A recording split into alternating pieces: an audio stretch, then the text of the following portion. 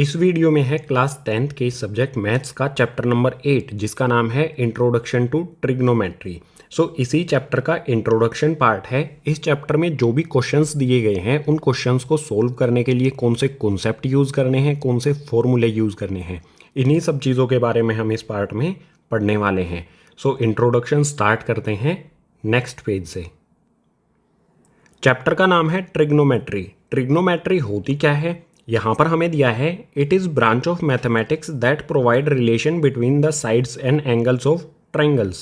Trigonometry mathematics की वो branch है जो ट्राइंगल्स की साइड्स और ट्राइंगल्स के एंगल्स का रिलेशन हमें प्रोवाइड करती है। किसी भी ट्राइंगल की साइड्स और उसके एंगल्स के बीच में क्या रिलेशन यानी कि संबंध है, ये हमें ट्रिग्नोमेट्री बताती है।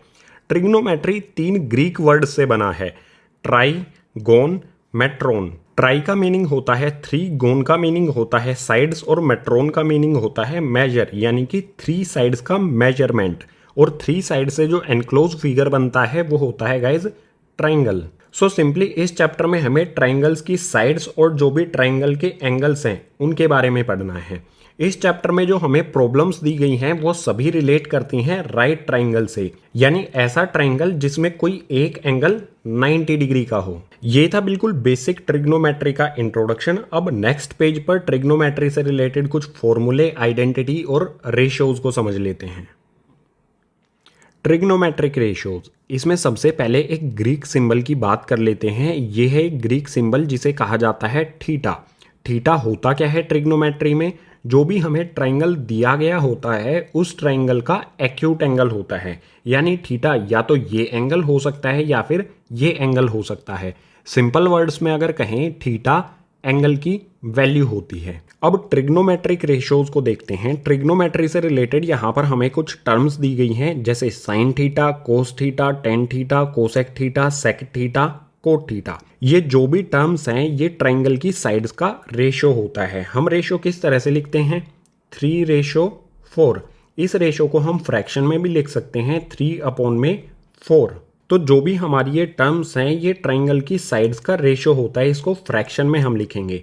ठीक है। अब सिंपली अगर हमारा एंगल थीटा जो है वो एंगल सी है, हमने क्या किया, जो हमारा ये ट्राइंगल है ABC, इसमें हमने थीटा ले लिया एंगल C को, ये वाला हो गया हमारा थीटा। अब हमेशा थीटा के अपोजिट जो साइड है वो होती है P फॉर परपेंडिकुलर, और थीटा जो है इसके साथ वाली साइड, थीटा के साथ वाली साइड है ये होती है हमेशा B यानी कि बेस।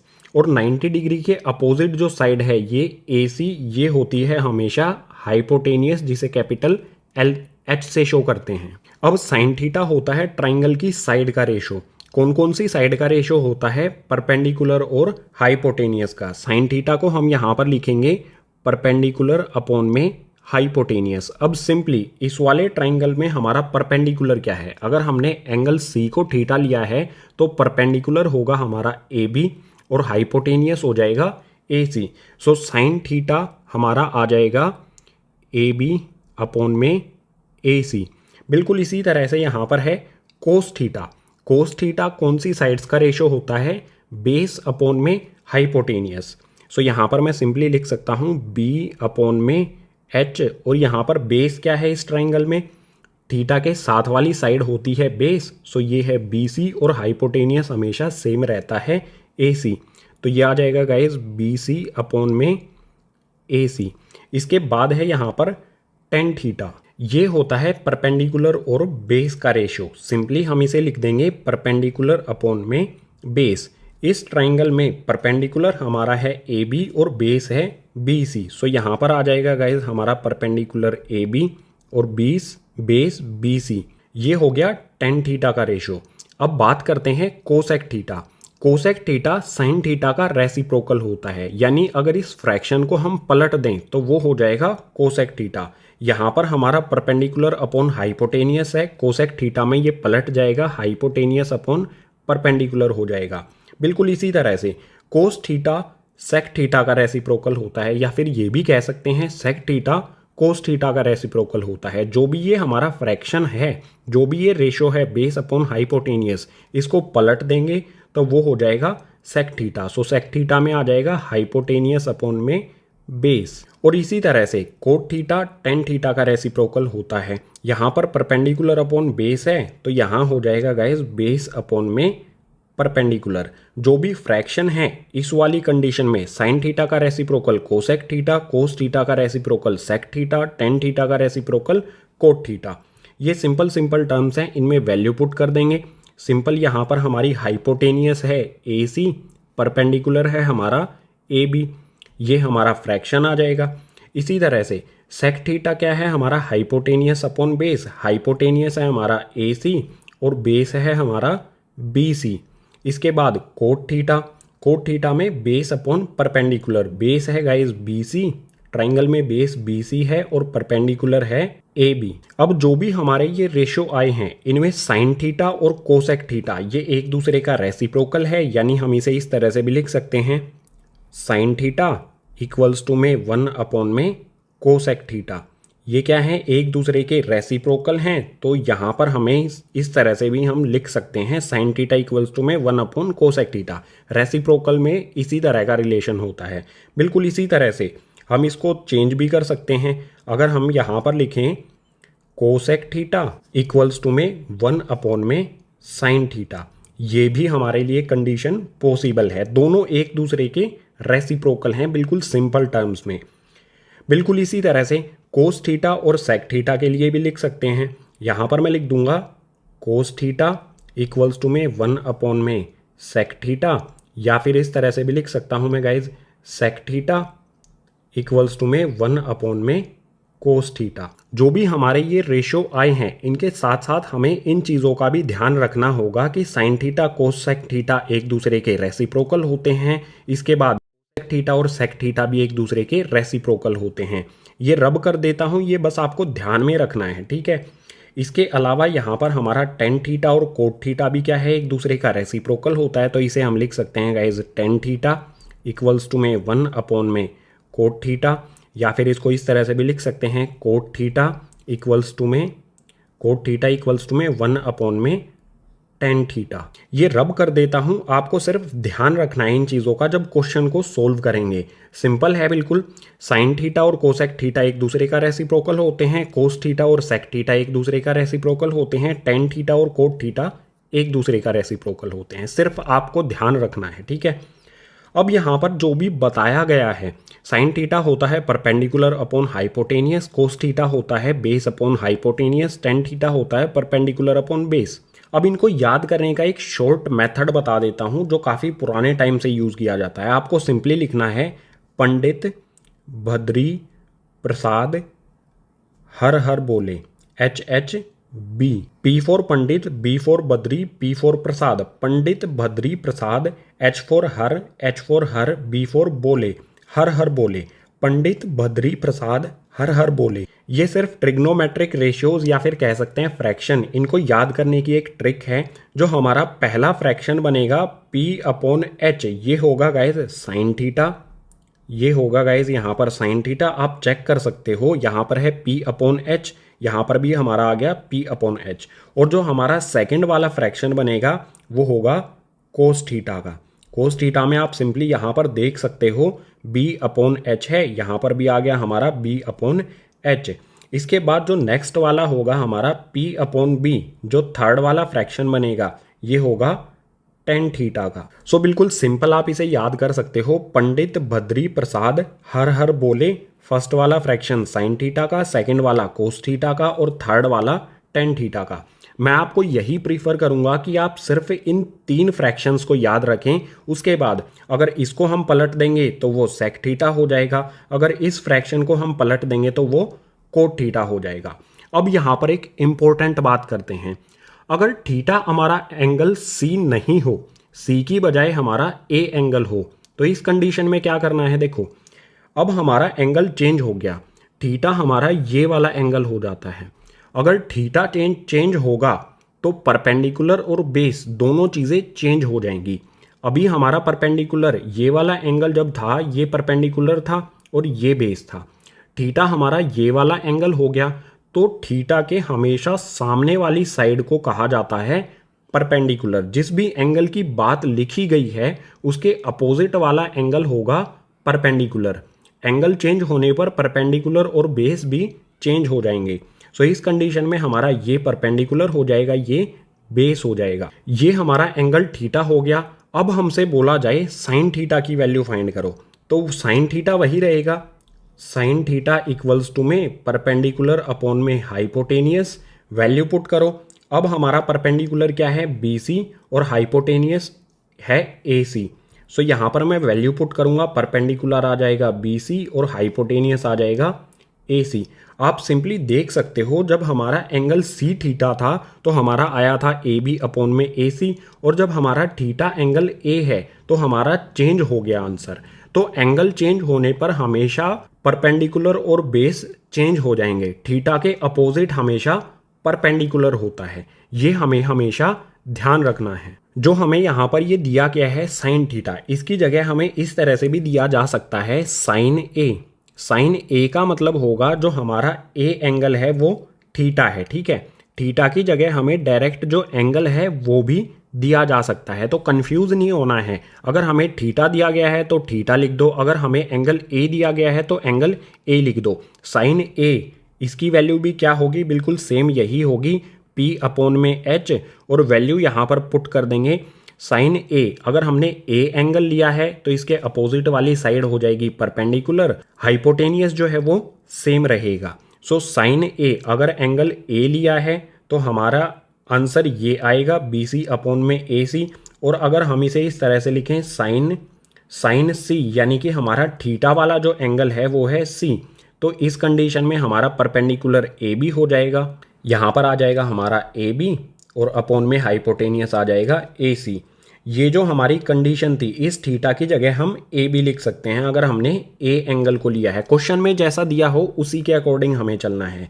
साइन A, अगर एंगल A लेते हैं तो हमारा आएगा BC अपॉन में AC, और साइन C थीटा अगर हम एंगल C को लेते हैं तो आ जाएगा AB अपॉन AC। बिल्कुल सिंपल है, एंगल चेंज होगा तो हमारे जो बेस और परपेंडिकुलर हैं वो भी उसके अकॉर्डिंग चेंज हो जाएंगे। थीटा के अपोजिट हमेशा होगा परपेंडिकुलर, और थीटा के जो साइड साथ में साइड होगी, थीटा के साथ वाली साइड हमेशा होगी बेस। थीटा हमेशा उसको मान लेना है जो भी हमारे ट्रिग्नोमेट्रिक टर्म दी गई हैं। साइन दिया गया है, साइन के बाद जो भी कैपिटल में हमारी वैल्यू आएगी वही हो जाएगा हमारा थीटा। अगर यहाँ पर A आया है तो A एंगल थीटा हो जाएगा, अगर यहाँ पर C दिया गया है तो C एंगल थीटा हो जाएगा। अब यहाँ पर एक रिलेशन और बता देता हूँ मैं, काफ़ी इंटरेस्टिंग लगेगा आपको।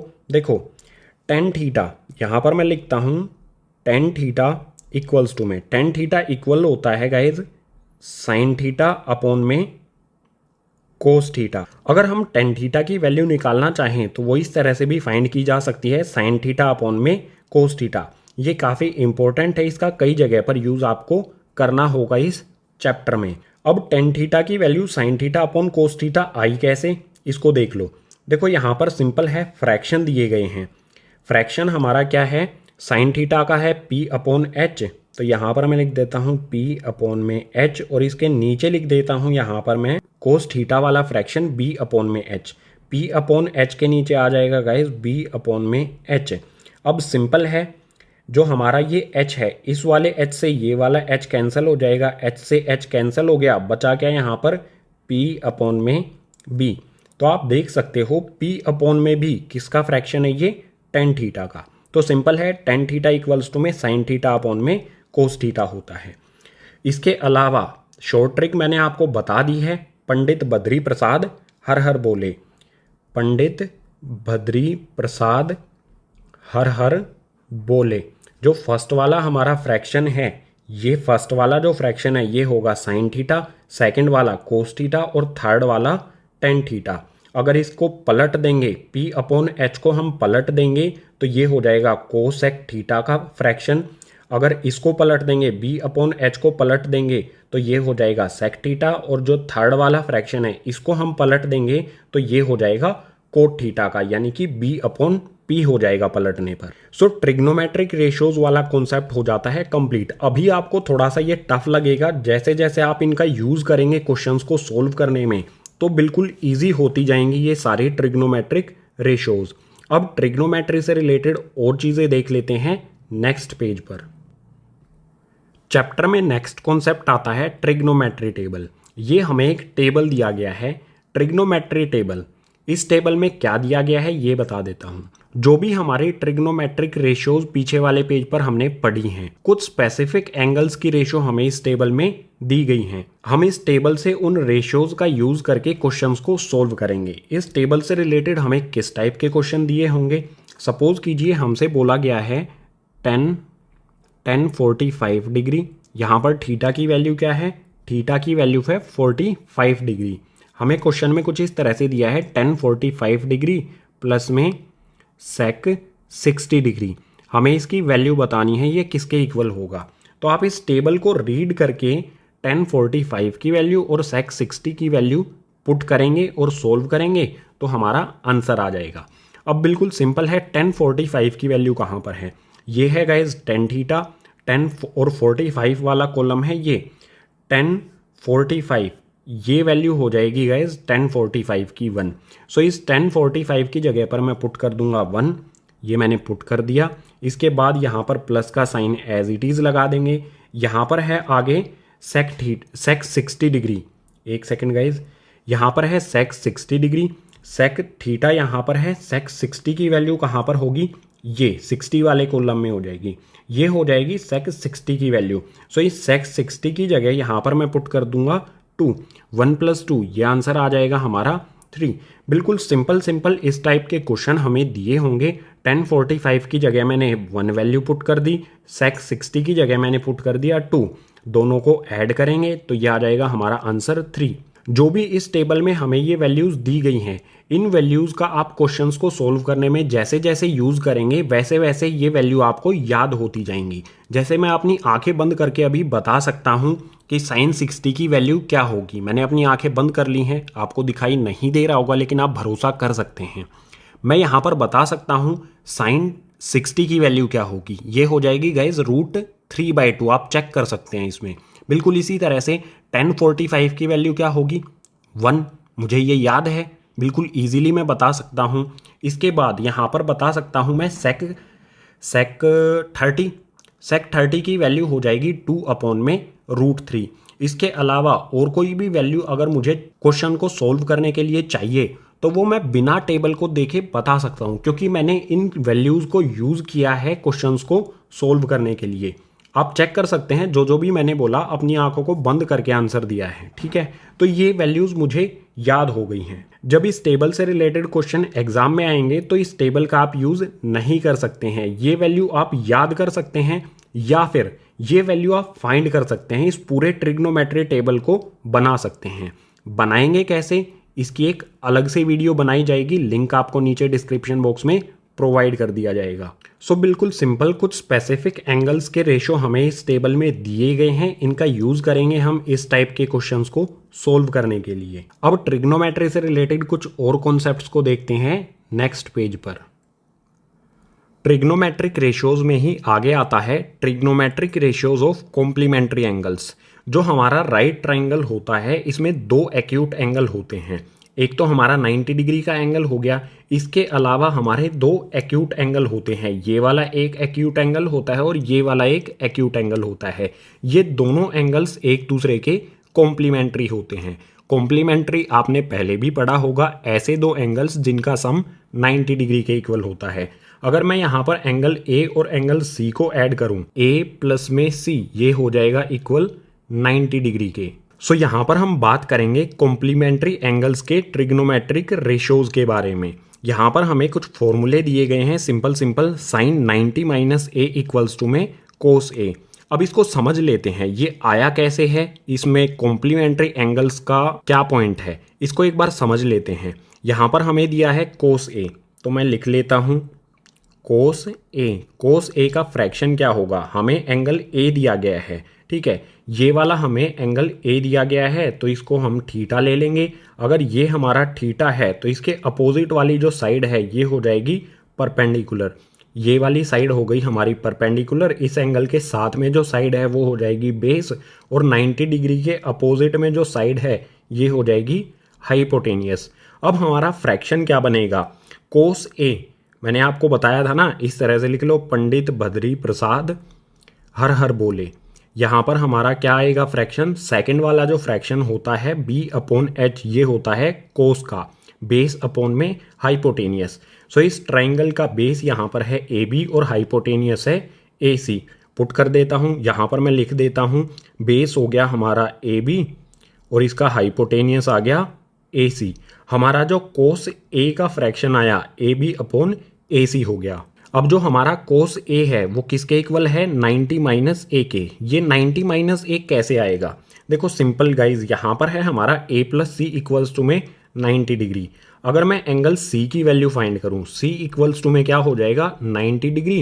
ए इस साइड में कैसे है, ये वाला ए प्लस में है, इसको दूसरी साइड शिफ्ट कर दूंगा तो ये हो जाएगा माइनस में ए। आप देख सकते हो यहाँ पर मिल गया हमें 90 माइनस ए, जो एंगल सी है वो 90 माइनस ए हो जाएगा। तो इस साइड में हमें यहाँ पर दिया है साइन 90 माइनस ए, इसको लिख लेता हूँ यहाँ पर साइन 90 डिग्री माइनस में ए। अब इस साइन 90 माइनस ए को 90 माइनस ए की जगह मैं क्या पुट कर सकता हूँ, 90 डिग्री माइनस में ए, ये किसके इक्वल है, सी के इक्वल है। सो मैं इसे इस तरह से भी लिख सकता हूँ साइन सी। सिर्फ मैंने यहाँ पर 90 माइनस ए की जगह इसकी वैल्यू सी पुट कर दी है, ठीक है। अब साइन सी का फ्रैक्शन क्या होगा, अगर हम एंगल सी को लेते हैं तो हमारे परपेंडिकुलर और बेस हैं वो चेंज हो जाएंगे। हमने ये वाला एंगल लिया सी, तो हमेशा जो भी एंगल लेंगे उसके अपोजिट वाली साइड होती है परपेंडिकुलर। सो ये वाली साइड हो जाएगी हमारी परपेंडिकुलर और इसके साथ वाली जो साइड है ये हो जाएगी बेस। साइन का जो फ्रैक्शन है वो क्या होता है, फर्स्ट वाला पी अपॉन में एच, यानी कि परपेंडिकुलर अपॉन में हाइपोटेनियस। एंगल सी के अकॉर्डिंग हमारा परपेंडिकुलर हो जाएगा ए बी और हाइपोटेनियस हमारा सेम रहेगा ए सी। सो साइन सी का हमारा फ्रैक्शन बनेगा ए बी अपॉन में ए सी। आप यहाँ पर क्लियरली देख सकते हो जो हमारा कोस ए का फ्रैक्शन आया ए बी अपॉन ए सी, और जो हमारा साइन 90 माइनस ए का फ्रैक्शन आया वो भी ए बी अपॉन में ए सी, दोनों एक दूसरे के इक्वल आए हैं, बिल्कुल सेम आए हैं। तो जो हमारा ये फर्स्ट वाला फ्रैक्शन और सेकंड वाला फ्रैक्शन आया है, इन दोनों फ्रैक्शन से मैं कंक्लूजन निकाल सकता हूँ कि कोस ए इक्वल होगा साइन 90 माइनस ए के, क्योंकि कोस ए और साइन 90 माइनस ए इन दोनों के फ्रैक्शन सेम हैं, तो ये दोनों भी क्या होंगे, एक दूसरे के इक्वल होंगे। बिल्कुल इसी तरह से टेन 90 डिग्री माइनस ए ये कोट ए के इक्वल होगा, सेक 90 डिग्री माइनस में ए ये कोसेक ए के इक्वल होगा। जो कॉम्प्लीमेंट्री एंगल्स के रेशो होते हैं उनमें आपको ये 3 फॉर्मूले याद करने की ज़रूरत है।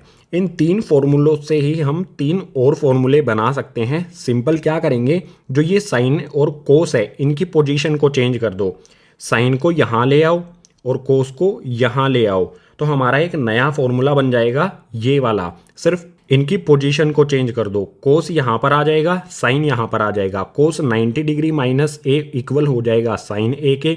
बिल्कुल इसी तरह से इस वाले में भी टेन को इधर ले आएंगे, कोट को इधर ले आएंगे, तो हमारा नया फॉर्मूला बन जाएगा cot 90 minus A equals to में 10a। सो यहाँ पर हमें सिर्फ ये 3 फॉर्मूले याद रखने हैं trigonometric ratios of complementary angles के। इन 3 फॉर्मूलों से ही हम 3 और फॉर्मूले भी डेवलप कर सकते हैं क्वेश्चंस को सोल्व करने के लिए। जो भी हमारे ये कॉम्प्लीमेंट्री एंगल्स के रेशियोज का रिलेशन यहाँ पर दिया गया है, इन सभी का हम यूज करेंगे क्वेश्चंस को सोल्व करने के लिए। अभी मैंने यहाँ पर बता दिया है कि ये फॉर्मूले बने कैसे हैं। जो भी हमें ये कॉम्प्लीमेंट्री एंगल्स के ट्रिग्नोमेट्रिक रेशियोज का रिलेशन दिया गया है, फॉर्मूले दिए गए हैं, इनका यूज कैसे करना है ये आपको पता चलेगा जब हम एक्सरसाइज के क्वेश्चंस को सोल्व करेंगे। सो इन सभी के बाद नेक्स्ट पेज पर देख लेते हैं ट्रिग्नोमेट्रिक आइडेंटिटीज को। इंट्रोडक्शन टू ट्रिग्नोमेट्री का लास्ट कॉन्सेप्ट आता है ट्रिग्नोमेट्रिक आइडेंटिटीज। ट्रिग्नोमेट्री की हमें 3 आइडेंटिटीज दी गई है, या फिर कह सकते हो 3 फॉर्मूले दिए गए हैं। इसमें सबसे पहला है cos square A plus sine square A equals to में 1। सेकेंड है 1 plus tan square A equals to sec square A. और थर्ड है cot square A plus 1 equals to में कोसेक स्क्वायर ए। जो भी हमें ये तीन आइडेंटिटीज दी गई हैं इनसे रिलेटेड कुछ इजी क्वेश्चंस भी आएंगे और कुछ टफ क्वेश्चंस भी आएंगे। सो इन आइडेंटिटीज से किस टाइप के क्वेश्चन आएंगे, सपोज कीजिए हमें एक क्वेश्चन दिया गया है guys, cos square A plus में साइन स्क्वायर ए प्लस में सेक स्क्वायर ए। हमें ये क्वेश्चन दिया गया है, हमें ये प्रॉब्लम दी गई है और हमसे बोला जाए कि इस प्रॉब्लम को हमें 10 के टर्म्स में चेंज करना है। तो कैसे करेंगे, सिंपली यहाँ पर क्या है, कोस स्क्वायर ए प्लस में sign square A, cos square A plus में साइन स्क्वायर ए, ये किसके इक्वल होता है 1 के। सो फर्स्ट वाली जो ये दो टर्म है इन दोनों की जगह पर मैं पुट कर सकता हूँ 1, क्योंकि हमें यहाँ पर आइडेंटिटी में दिया गया है फर्स्ट वाली में। इसके बाद यहाँ पर है सेक स्क्वायर ए, इस सेक स्क्वायर ए की वैल्यू यहाँ पर हमें दी गई है आइडेंटिटी में 1 प्लस में 10 स्क्वायर ए। सो इसे सेक स्क्वायर की जगह पर मैं पुट कर सकता हूँ, सेक स्क्वायर ए की जगह मैं पुट कर सकता हूँ 1 प्लस में 10 स्क्वायर ए, ये मैंने पुट कर दिया। इसके बाद सिंपली यहाँ पर इसको सोल्व कर लेंगे। यहाँ पर है 1 प्लस 1, 1 को 1 में ऐड करेंगे तो ये हो जाएगा गाइज 2 प्लस में 10 स्क्वायर ए, ये आ जाएगा एज इट इज़। एक सेकेंड गाइज, यहाँ पर आएगा हमारा 10 स्क्वायर ए। हमें ये प्रॉब्लम दी गई थी, इस प्रॉब्लम को हमें 10 की टर्म्स में चेंज करना था। सो हमने यहाँ पर कर दिया इसे 10 की टर्म्स में चेंज, ये हो जाएगा हमारा गाइज आंसर। जो भी हमें ये तीन आइडेंटिटीज या फिर तीन फॉर्मूले दिए गए हैं इनसे रिलेटेड कुछ इजी क्वेश्चंस भी आएंगे और कुछ क्वेश्चंस टफ भी होंगे। इस इंट्रोडक्शन पार्ट में हमने ट्रिग्नोमेट्रिक रेशियोज, ट्रिग्नोमेट्रिक टेबल, उसके बाद trigonometric ratios of complementary angles और ट्रिग्नोमेट्रिक आइडेंटिटीज को समझा। इस चैप्टर के सभी कॉन्सेप्ट्स को हमने यहाँ पर समझ लिया है। अब क्वेश्चंस को सॉल्व करेंगे तो ये कॉन्सेप्ट हमारे और अच्छी तरह से क्लियर होंगे। इंट्रोडक्शन पार्ट हो जाता है कंप्लीट। उम्मीद करूंगा चैप्टर के सभी कॉन्सेप्ट आपको समझ आए होंगे। अगर सभी कॉन्सेप्ट समझ आए हैं तो इस वीडियो को अपने क्लासमेट्स के साथ कर दीजिए शेयर। अगर कोई डाउट रहता है तो एक बार रिपीट करके देख लीजिए। फिर भी कोई डाउट रहता है तो कमेंट बॉक्स सेक्शन में मेंशन कर दीजिए। मैं ट्राई करूंगा जो भी आपका डाउट है उसको क्लियर करने की।